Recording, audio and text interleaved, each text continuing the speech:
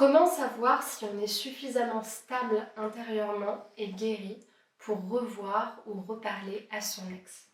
Bonjour à toutes, j'espère que vous allez bien. Je suis très heureuse de vous retrouver dans l'épisode d'aujourd'hui, dans lequel on va parler justement des ex, des anciens partenaires, des relations qui ont été compliquées à oublier, qui ont été souffrantes, qui parfois nous ont amenés à mieux nous connaître, à faire un travail sur nous-mêmes plus profond, mais dont on sait que la tentation est très forte parce que qui dit ex-attirance, dit ex-souvenir, dit finalement comme un chemin qui est déjà tout tracé avec des habitudes qu'on peut vite reprendre. Et on peut être justement légitime de se demander à quel moment est-ce que je sais que je suis suffisamment forte intérieurement, guérie, pour lui reparler, surtout si on sait qu'on a des amis en commun et qu'on va être à même de le revoir, ou si cette personne nous propose de nous revoir, etc., qu'on soit en couple ou non. Parce que des fois, ce qui peut nous pousser à se poser la question, c'est de se demander d'une part, est-ce que je vais craquer à la tentation, ou est-ce que je vais quelque part casser tout le travail que j'ai déjà fait. Donc, pour les personnes qui ne me connaissent pas, je me présente, je m'appelle Chloé Mercart, je suis praticienne en thérapie, et depuis 2020, j'accompagne les femmes à se libérer de la dépendance affective en leur apprenant à s'aimer pour qu'elles vivent des relations plus saines et plus conscientes en amour. Si vous n'êtes pas encore abonné à la chaîne, je vous invite à le faire maintenant en cliquant sur le bouton s'abonner de YouTube et de Spotify et également à activer la cloche des notifications pour recevoir tous les prochains épisodes. Sachez également qu'une formation offerte est disponible pour vous. Il s'agit de la formation des 3 axes thérapeutiques à renforcer pour sortir des mécanismes de dépendance en amour. Et donc c'est une première entrée dans justement la compréhension de vos mécanismes, de vos fonctionnements, mais aussi de vos attentes envers l'amour pour avoir plus de conscience et plus d'alignement dans les relations. Donc pour télécharger cette formation, je vous invite à cliquer dans le lien qui se trouve en description de la vidéo, c'est le deuxième, de remplir le formulaire et vous la recevrez directement par mail. La première chose qui me semble importante, et pour moi c'est une des questions les plus importantes dans ce sujet-là, c'est de questionner vos motivations profondes. Et je dis bien profondes. Parce que pour moi, quand on parle des ex, souvent, il y a un petit peu ce que j'appelle le vrai problème derrière le problème. En fait, le problème, c'est pas est-ce que je vois mon ex ou est-ce que je le vois pas. Le problème, c'est pas est-ce que je vais à cette soirée ou est-ce que j'y vais pas. C'est pas ça le vrai problème de fond. Le vrai problème de fond, c'est en fait, qu'est-ce qui va se passer si je le vois? Et est-ce que j'assume l'envie de le voir? Et surtout, est-ce que j'assume mes réelles motivations?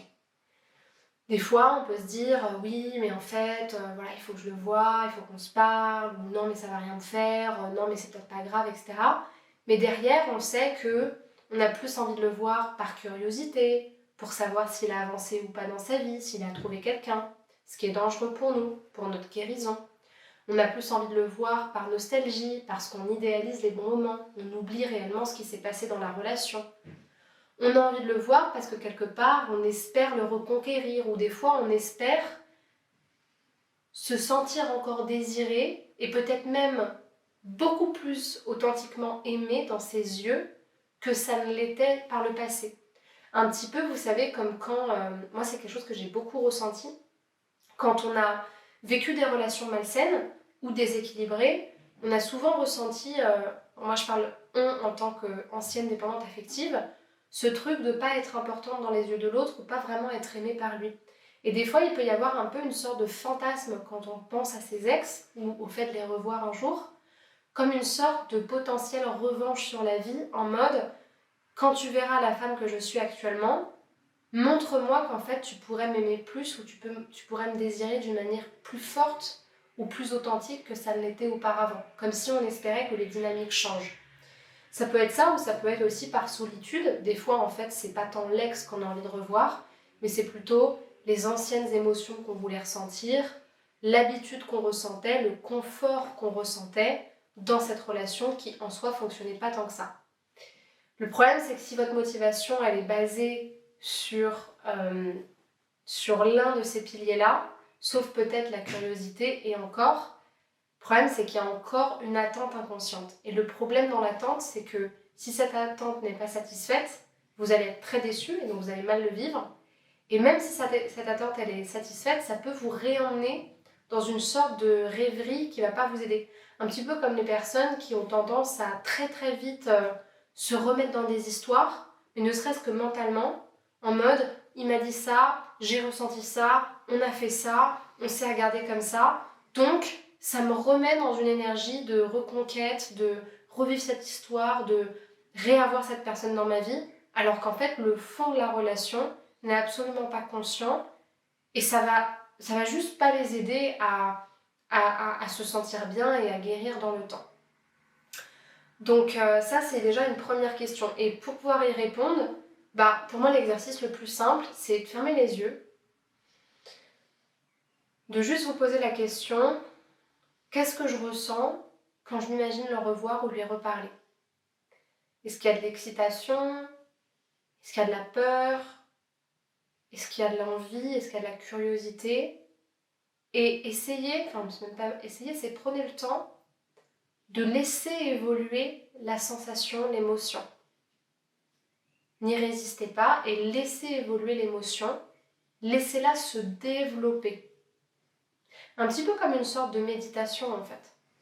Ça me fait penser cet exercice à quelque chose qu'on fait en hypnose pour le protocole des peurs, qui s'appelle la peur des cénoïdes, ou même un protocole de DNR qui s'appelle le processus de la peur inconsciente. Ce qui est intéressant là-dedans, c'est la notion de peur derrière... Enfin, là, c'est pas une question de peur, mais d'émotion derrière l'émotion. C'est ce qu'on appelle une émotion raquette. C'est-à-dire que l'émotion primaire est là, en fait, pour cacher une autre émotion ou une autre attente. Et ça, grâce à la méditation de pleine conscience, par exemple, ou juste à la conscience de vos émotions, vous allez pouvoir vous demander, ok, derrière cette première émotion, je la laisse se développer, je la laisse évoluer. Qu'est-ce que ça cache derrière et qu'est-ce que ça me montre comme attente? Et pour faire le lien entre ce que vous ressentez et vos attentes, c'est très simple. Il suffit de vous poser la question: qu'est-ce que ça me permet de ressentir la curiosité? Qu'est-ce que ça me permet de ressentir de la curiosité? En quoi c'est important pour moi de me sentir curieuse à l'idée de le découvrir ou je ne sais quoi? Ah parce qu'en fait j'ai envie de savoir comment il a avancé, blablabla. Ok, donc ton besoin c'est de savoir où il en est. Le lien entre l'émotion et le besoin se situe dans l'importance ou dans ce que permet, dans ce qu'apporte l'émotion. C'est ni plus ni moins que son message entre guillemets. Ensuite, ce qui est très important avec les ex, autant pour vous, pour votre propre alignement intérieur que pour votre compagnon actuel, ça c'est très important, c'est de se poser la question: suis-je capable de le revoir sans tomber dans la tentation en fait, tout simplement. La chair est très très faible, les amis. Et c'est important d'être très clair avec vous sur vos propres limites.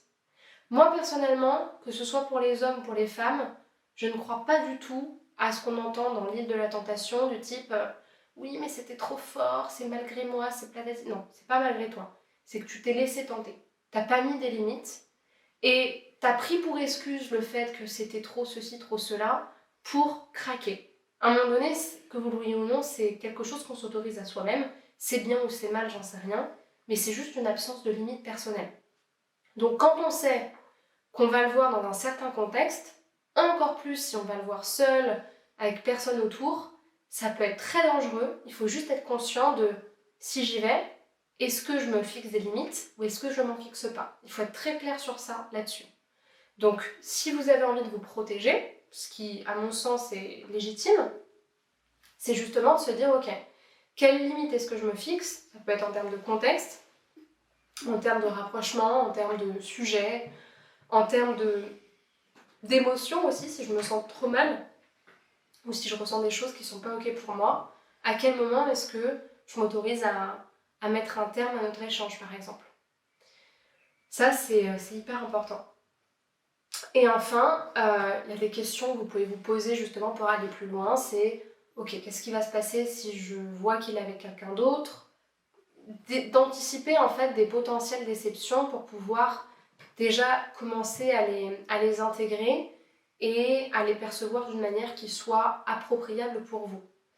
Donc si par exemple, ça c'est un truc aussi que j'aime bien, c'est si vous n'êtes pas capable d'intégrer le fait que potentiellement il ait refait sa vie, ou qu'il soit en colère contre vous, ou qu'il ne cherche pas à vous séduire. S'il y a des choses que vous n'êtes pas prête à voir, il vaut mieux ne pas le voir en fait.